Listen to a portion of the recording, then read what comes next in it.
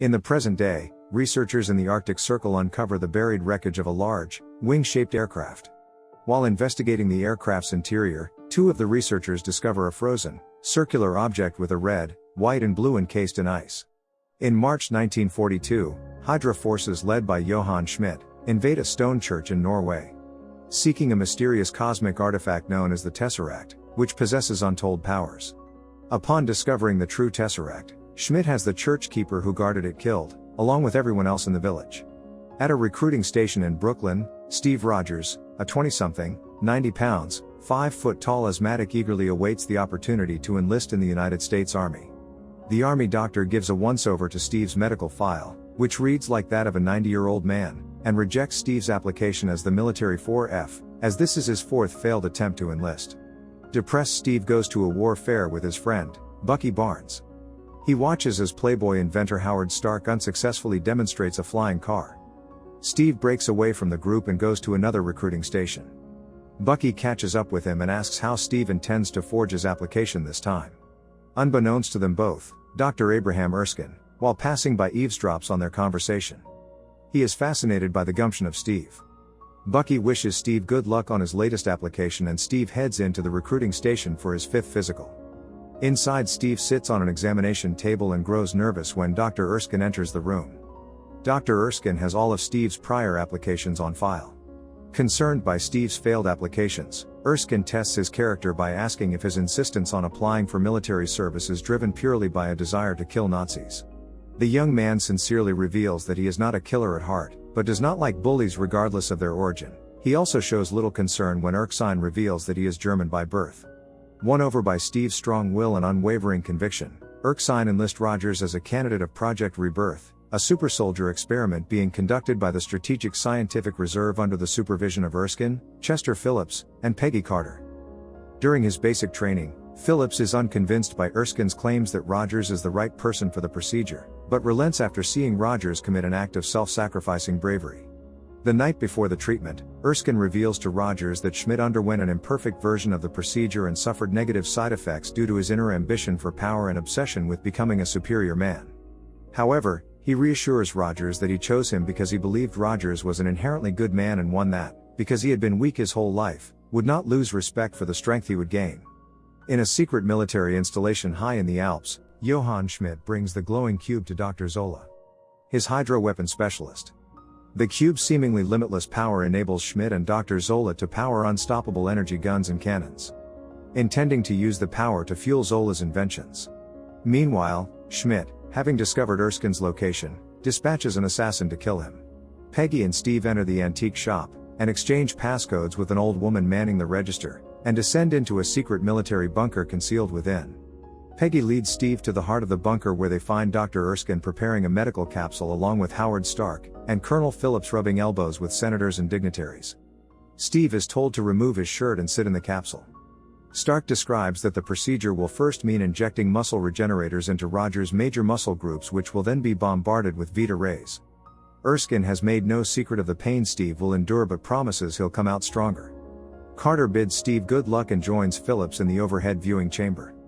Erskine's serum is injected into Steve's muscles and Steve is enclosed within the Vita ray capsule. The capsule glows brightly. Steve yells in pain but also tells them to continue and the procedure is quickly completed. When the capsule is shut down, Steve comes out a foot taller and 100 pounds heavier with solid muscle, which is just the most superficial aspects of his body artificially raised to the maximum human potential. Everybody, including Phillips, celebrates the success of the procedure, and descends from the viewing chamber to congratulate Erskine. After witnessing the success of the experiment, one of the attendees reveals himself to be Schmidt's assassin, Heinz Kruger. The assassin stays behind, placing a small satchel on a chair. Moments later, the viewing gallery explodes. Kruger descends the stairs and fatally shoots Dr. Erskine, killing him. Kruger grabs the last vial of the super soldier serum and escapes the facility into the streets of New York. Rogers runs after Kruger, using his new strength and stamina to run down Kruger's car on foot. Despite attempting to escape in a submarine, Rogers manages to catch Kruger, but the vial of super soldier serum is broken in the process and the assassin immediately commits suicide by cyanide pill before he can be interrogated for information.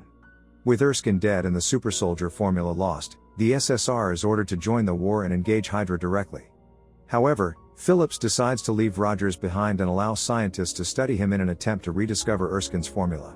Senator Brandt approaches Rogers and instead offers him the chance to tour the nation for the USO to promote war donations, using his image as the strong, ideal soldier as a symbol for the public to rally behind, which Rogers accepts. During his work for the USO, Rogers performs in scripted stage shows as the star-spangled character Captain America.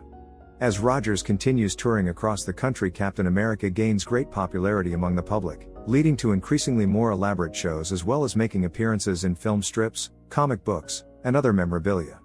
Although Rogers is happy to be contributing towards the war effort, he grows increasingly weary of being paraded around while not being able to have a more direct role alongside those actively fighting.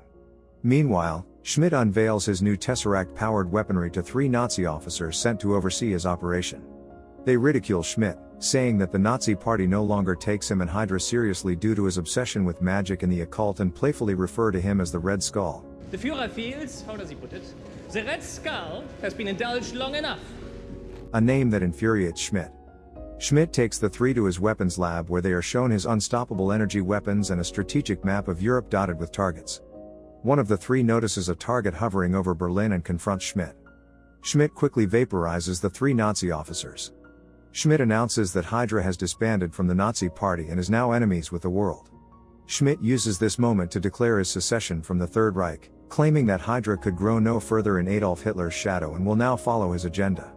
Hydra continued to siphon energy from the Tesseract, using the stored energy to create a variety of weapons and integrated it into a range of vehicles and other technology, quickly giving the faction the potential to become a major threat to the war front and the world at large.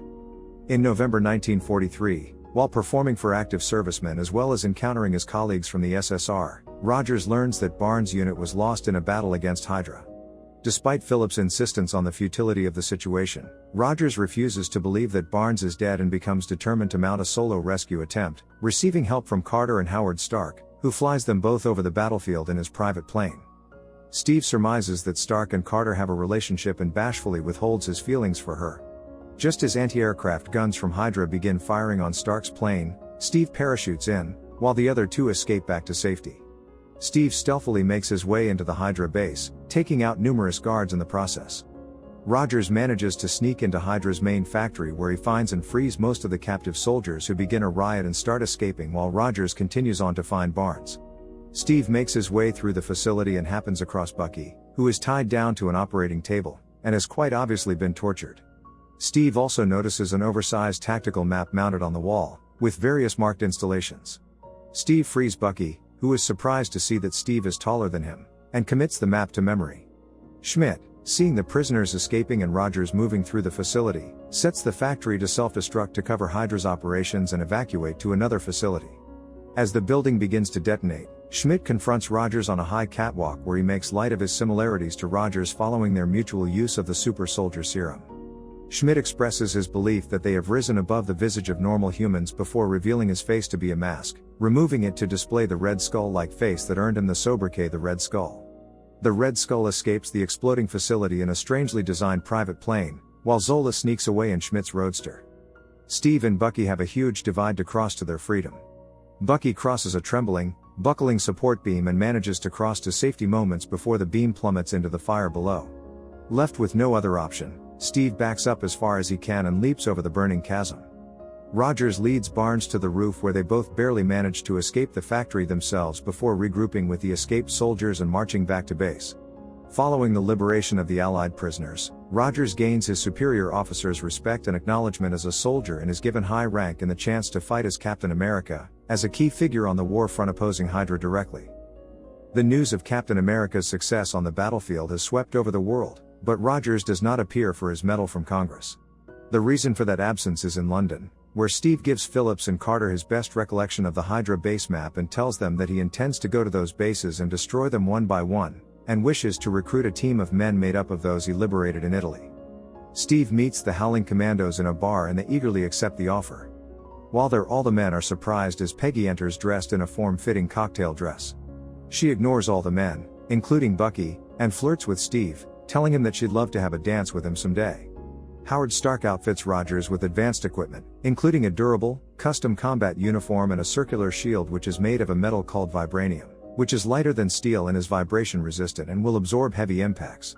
For the next 2 years, Rogers and his Howling Commandos lead a strong offensive, sabotaging various Hydra operations, much to Schmidt's frustration.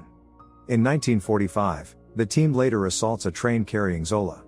Rogers and Barnes engage in a fight with the soldiers on the train, during which Barnes falls from the train into an icy river below to his apparent death, while the soldier locates Zola on the train and captures him. Rogers is deeply affected by the loss of his best friend and is convinced by Carter to use his sorrow as motivation to put an end to Hydra for good. Using information extracted from Zola, the final Hydra stronghold is located and Rogers leads an attack to stop Schmidt from using weapons of mass destruction on the United States. Rogers and his team prepare a battle plan to take down Red Skull at his headquarters. Rogers, dressed in a new uniform, mounts a Harley and charges the base. He easily dodges Hydra soldiers and tanks and finds himself within the base, surrounded by a Hydra army. He is taken into custody and led to the Red Skull's private weapons lab. Red Skull asks what makes Steve so special. What made you so special? Nothing. I'm just a kid from Brooklyn. Moments before members of his team zipline into Red Skull's office. A climatic firefight ensues, as hundreds of soldiers under the direction of Phillips and Carter storm the base, killing many Hydra soldiers. Red Skull flees to his private hangar, in which a gigantic flying wing, Hydra's massive aircraft bomber powered by the Tesseract, is preparing for takeoff. Rogers climbs aboard the Valkyrie, as it takes off. He sneaks into the craft where he finds dozens of plane missiles, each labeled with a different major American city. Inside the large cockpit, Captain America and Red Skull have a fisticuffs battle.